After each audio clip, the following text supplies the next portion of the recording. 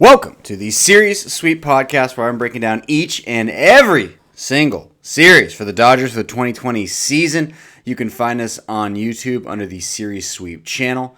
You can find me, your host, Eric Yulo, on Twitter and Instagram. That is at EEULAU. Please subscribe, rate, review, share with your friends, Dodger fans, Dodger haters. Rub it in. Do whatever you got to do.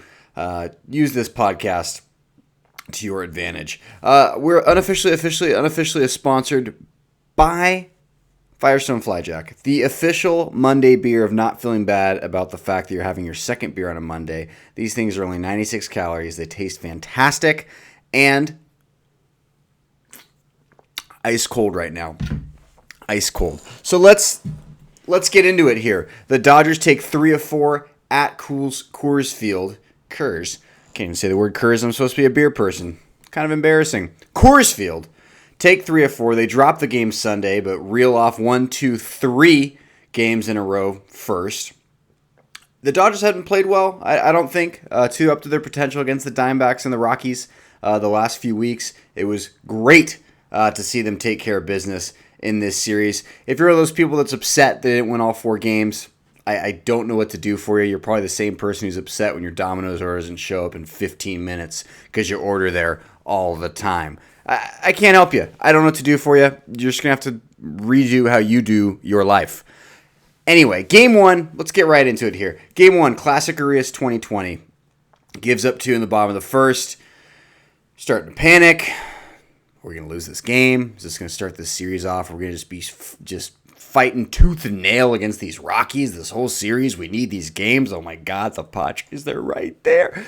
Now, offense backed him up. He stabilized it, wrote the ship. They end up winning 9-3. LA has a huge 7th inning, 6 runs to get them to that route for the final of 9-3. Game 2, something that probably Dodger fans don't ever want to see again, is a surprise Alex Wood start. Just awesome. Let's do it.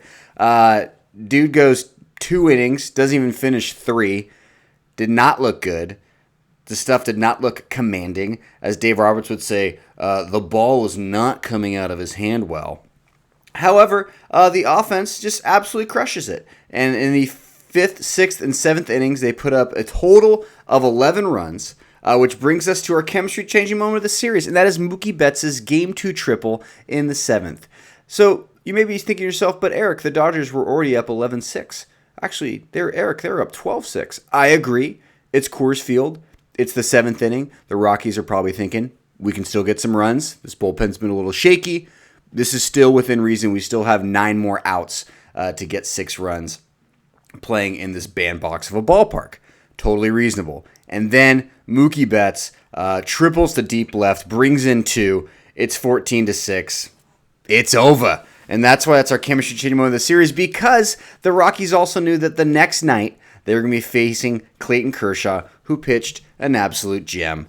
And I know he's had his ups and downs the last couple of years. I know the back injuries. We all know the story with our beloved Clayton Kershaw. But he looked good. He looked vintage. When you can throw the ball that well at Coors Field, that shows you what kind of season he is having. I think he's pitching great. He's 8th in ERA. I know the strikeout total, the strikeout rate, sitting at about 9.8 over 9. It's a little below his peak years for where he is in his career. I think we should be very happy with that. And that game 3 right there, is a fantastic indication of where he is health-wise. 7 innings pitched, 4 hits, 1 earned, 0 walks. Just an outstanding game from Clayton Kershaw. And after a Game 2, you bullpen the hell out of it. It's fantastic. To be able to get your starting pitcher up to 7 innings. You're just asking for 6 outs from your relievers. Much more doable, especially after a disastrous early start for Alex Wood. I don't even know what to call whatever that was. Sorry, that's why I'm tripping on my words here. Game 3 was the game pitched by the official pitcher of the Series Sweep podcast. That is Tony Smokes, Tony Gonsolin, Goose, the Catman, whichever name you prefer. And he lost. He gave up 2 earned. He did, however, have his career high in strikeouts with 10. I thought the movement on the slider was fantastic. He looked solid. And we'll get into it. That's why I think we'll get into where he should fit into the playoff pitching. You look at the stat of the series, 8.25. That is runs per game for the Los Angeles Dodgers, and that allows when your offense is playing like that, and it's going to happen at the stadium. If I hadn't mentioned, I think 4 times already how hitter-friendly Coors Field is, in case you forgot. It's nice to have a little more cushion to work for with the bullpen, especially when you're dealing with the loss of Caleb Ferguson, who's going to be out for the rest of the year getting Tommy John surgery, and especially, too, when you haven't looked all that great the last couple of weeks as a bullpen on the whole. It's been a lot of peaks and valleys, a lot of highs and lows. The offense goes, hey, we're going to spot you 8 runs a game. You guys figure out the rest. And they did. Our Steve Pearce Award, the no-name guy who played great to give the Dodgers as much trouble as he could, that would be Josh Fuentes, replacing Daniel Murphy at first base pretty consistently now. 6 RBI, hit .400, seemed to be in the middle of every major defensive play. Reminded me a lot of Jake Cronenworth, who has earned his way onto that Padres team, covering for Eric Hosmer who was out early, and now he's playing so well, they're like, well, shit, we got to keep him in the lineup. I think it's going to be the same thing with Josh Fuentes. He's a great find for them in a season that's just kind of a lost season at this point. I know they started hot, but he's a great player, a good, well-rounded player, hitting over .330 this year. Shout out to Josh Fuentes, our Steve Pearce Award winner. All right, so I like Dustin May. I do. I really do. I think his ceiling is higher than Tony Gonsolin. And I think if there is a game 3 in this first round of the playoffs, which the Dodgers look like they'll be playing the 8 seed. They're in the 1 seed right now. I believe they're 4 up on the Padres. So knock on plastic Costco table.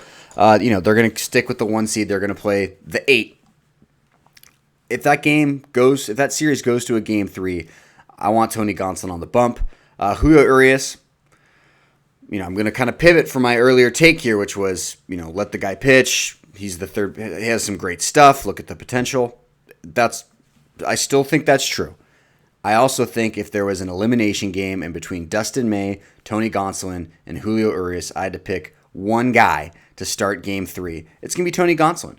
Because although he has fewer starts than Dustin May and fewer innings pitched, he has the better ERA, low ERA, sub-2 ERA, a sub-1 whip, fewer home runs allowed, and despite the fact that he has 7 fewer innings pitched, more strikeouts, fewer walks, and despite the fact that I'm a hardcore dog person, he's also a cat person for whatever that helps him with.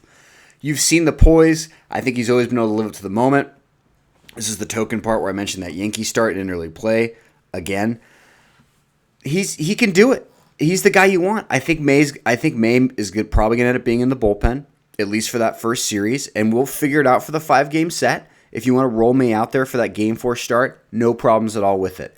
I think Julio, because he's been so uneven as a starter, and because Caleb Ferguson is out as one of our go-to lefty relievers, and because Dave Roberts already has experience with using Urias in that spot in the playoffs as the lefty matchup guy, despite the fact that you have to face a minimum of 3 batters or finish the half inning now with these new rules, I think Roberts is much more comfortable with putting Julio Urias in the bullpen, especially when you can't be giving up runs in the first inning in the playoffs. There's so much momentum to be had in these games. The runs are so scarce. The margins on these playoff games are razor thin. The margin for error that being, I don't think they can afford to have him cough up 2 runs in the first, or 3 or 1, and then you have to settle back down. You're just fighting up this mountaintop the whole time. It's going to be a 3-game series. It's going to be really, really intense. It's going to be incredible to watch as a viewer, as a baseball fan. This could be a once in a lifetime. Who am I kidding? They're going to probably keep doing this. They'll probably let all 30 teams in the next 20 years into the playoffs. But an interesting wild ride it'll be for an interesting and wild year, which has been 2020.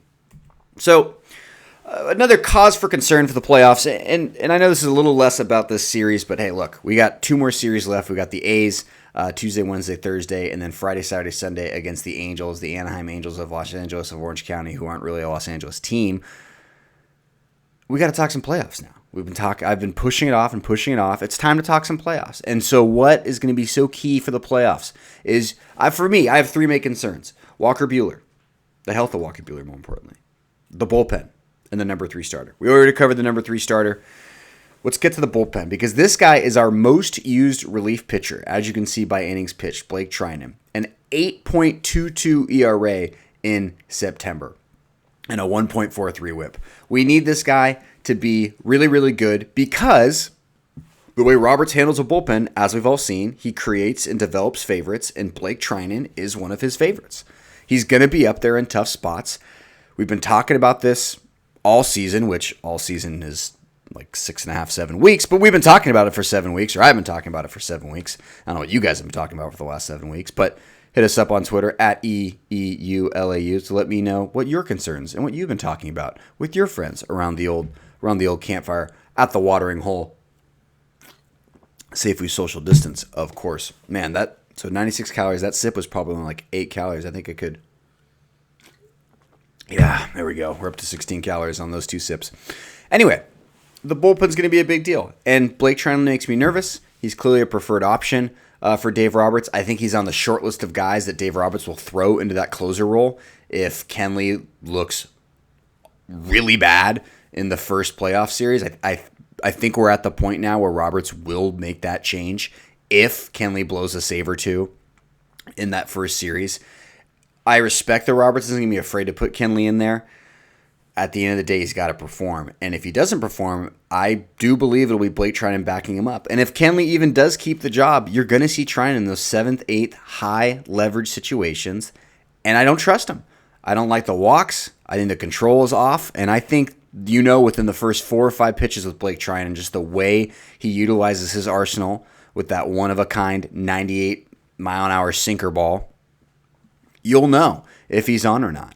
And if you're off, and the way the rules are now, you can't just pull. You can't just get nervous and pull him after a batter. He's going to be out there. You're going to have to let him roast in the playoffs, which is going to be really interesting.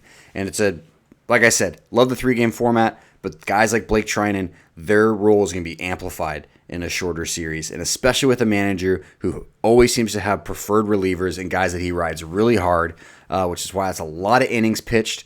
For Blake Treinen, he's right up there with some guys who have made a few starts even. He's, I think, only a third of an inning ahead of Dylan Floro, who's another preferred guy. But with Caleb Ferguson out, some of these guys are going to have to step up. And I just think Blake Treinen is going to be in that Pedro Baez role, and not Pedro Baez, of 8th inning, coming up into some trouble, and Dave's going to put him in. He's going to have to figure it out. So that's all I got to say about that. All right. Playoffs. All right, Wednesday, Thursday, Friday, no breaks. No breaks. If the Dodgers are the 1 seed, actually, regardless of the way the NL lines up, it's Wednesday, Thursday, Friday. No breaks. A lot of pressure on the bullpen. However, I feel like all we talked about is pitching tonight so far, so let's talk about some hitting. Hot. Batters that are hot. Chris Taylor, and even Cody Bellinger, whose OPS over the last 7 days is over 1,000. It helps those guys. There's no breaks. There's no time to cool off. There's no time to think too much when you're in the box and what your approach has been. And this guy's coming up and pitches me this way. And then in 3 days, we got this. We're just going to blow through 3 games, Wednesday, Thursday, Friday. And we'll see if this team has what it takes to make a deep run. It's going to be tough. The stress on the bullpens, and when you continually use the same guys, 3 games, 3 days, never anything else like it. We'll know. This series, I think, whoever we play, regardless of opponent, will be the nail in Dave Roberts' coffin if we don't get out of this. And it is way too early to have that conversation. I'm just throwing it out there. You have an incredible team that's playing .700 baseball. You had one of the best bullpens, still going to finish as a top 5 bullpen, just do the stats. They're number 1 in runs scored. They're now 2 runs ahead of the Padres before games started today, I should say, for the number 1 offense in runs scored. It sets up really, really nice for them if they can get through this Game 3 gauntlet, and then you're essentially locked in with the way the seeding is, as you can see. They're locked into playing the Padres because the Padres are 5 games clear of the Marlins, 4 games clear. 6 games clear. 1, 2, 3. 8 games clear. Sorry. 8 games clear of the Cardinals. It's weird. The Cardinals didn't play enough games. Anyway, I digress. They're going to play the Padres in the second round if they win the first round. That's a tough road to go. I think I want to see the Phillies as the 8 seed. Would love to see the Phillies. I obviously hate them for what they did to us. Hate what they did to us in 2007, 2008. That was just brutal. The Dodgers were finally good as a 30-year-old kid. That was my first time, born in 91. And, oh, you're so young. Yeah, I know I'm young. It's me. I'm aware. Anyway, first time the Dodgers were good, actually had a chance, had Manny Ramirez, young Clayton Kershaw, blah, blah, blah. And the Phillies just kicked the crap out of us in those playoffs. I will be rooting for the Phillies for the next 6 days to stay in that 8th spot. I don't want to see the Reds because I don't want to see Trevor Bauer and I don't want to see Luis Castillo. And we just learned last year what happens in these playoffs if you play a team with 2 really, really good starters and a solid number 3. I think, yeah, the Reds scare me. The Giants, just because of the weirdness and the rivalry and all the history, don't want to see them either. Kevin Gausman, Cueto, both know how to pitch against the Dodgers effectively. Obviously, I'm not worried about Jeff Samardzija or Drew Smyly or any of those guys, but you just got to win 2 games. The Brewers, obviously with the experience of Craig Counsell and the way he's been using that bullpen, and they have some guys that can soft toss, which the Dodgers have struggled against starters like that. Don't love seeing the Brewers anyway. So between those 4 teams in the mix for the 8 seed right now, I'm going to only say this probably the only time in my life. Go Phillies. Want to see the Phillies. Would love to strike out Bryce Harper a bunch in the playoffs and make him look like the one-dimensional hitter that he has become. Let's get to some injuries. Caleb Ferguson, as we talked about, out with Tommy John. Wakabula. He pitched a 90-pitch sim game this past weekend at the alternative training site. And 75 of those pitches were without a Band-Aid on that right index finger, which has had the blister issue. Dave Roberts says, it looks really good, as I throw my microphone cord around. So he's going to start Thursday. It's listed as TBD right now on MLB.com if you look at pitching probables, but unless something changes, which hopefully it doesn't, in the next few days, he's going to pitch that Thursday game against the A's. Jock is back from family leave. We sent Zach McKinstry back down, who got his Dodgers start, had 2 hits yesterday in that game with Mookie Betts getting some rest. Not a big deal, just, hey, we're going to sit the AL MVP and World Series champ and one of the leaders of our team. But you go get him. Have a great MLB debut. Another great example of the Dodgers knowing how to bring up young guys and those young guys being ready to rock and roll, and how the player development is A to B to C to D to E to F. And it's one of the hallmarks of this team. It's one of the reasons they've been able to stay relevant for this long. But it was great to see Zach McKinstry out there. All right. One of my favorite retro logos, the elephant standing on the baseball. I'm a big elephant fan. Don't worry. Not a big A's fan. At all. But it's a great logo. You got to give credit where credit's due. All right. Tuesday, tomorrow, we got, which could be today by the time you're listening to this podcast or watching on YouTube. You got Dustin May versus Frankie Montas. On ESPN, I know. So if you don't have Spectrum LA, this will be one of your times you can watch the Dodgers unimpeded, not having to go to, some website like Reddit to find an MLB stream, so you can watch on Reddit. You can watch on ESPN. Wednesday, 6:40, Julio Urias versus Sean Manea. And then Thursday should be Walker Buehler versus Mike Whistleblower Fiers. Shout out. This A's team is really good, and you can make the argument that they're the second or first. You can make the argument they're the best team in the AL. I know they just lost Chapman for the year. Still a really good team. The pitching, the names don't always surprise you, but it's the A's. What do you they're always great at finding those guys. But the bats with Matt Olson, they have Marcus Semien. I mean, you just go up and down their lineup, and they're a strong team. There's a reason they are where they are in that AL West division. And then we're gonna finish up with the Angels, a little freeway series. Well, not a freeway series. We're not going anywhere. The Angels are coming to us. But that'll wrap it up. So we have just six games left, which seems a little wild. It went fast. It's as close to an NFL season as you're going to get, where every game really does matter. The Dodgers, unless they completely botch this last This last two series, they look really good to win the NL West division again. But I think if they don't win the World Series, none of it really matters. Don't care. Don't care about the division crown. Don't care about the pennant. That's the one thing I'll get, and then I'll wrap it up here. Okay, the race for the pennant. Total misnomer. People should stop saying that. The pennant is awarded to the NL and ALCS winners. You got the pennant, the flag. Now, what that comes from is back in the day, the only playoffs was the World Series. You just had to finish number one in the league and you got the pennant. So it annoys the crap out of me when ESPN or your friend or whoever, it's the race for the pennant, when they're talking about when they're just talking about like making the playoffs. That's not the pennant. The pennant is winning the NLCS. If you want to talk about it's a race to get to there, I can't follow. Stop calling it the race to the pennant. If you want to call it the race to the playoffs, we're good. It's not a race.